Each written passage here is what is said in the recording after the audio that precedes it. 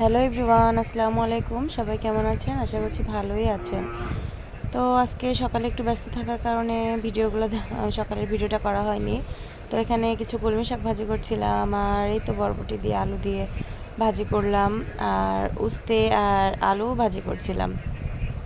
উস্তে আর বরবটিটা কিন্তু আমাদের গাছের ছিল, কলমি শাকটা কিনে আনছিল বাজার থেকে। আর এরপরই আমি গরুর মাংস দিয়ে আলু দিয়ে রান্না করলাম।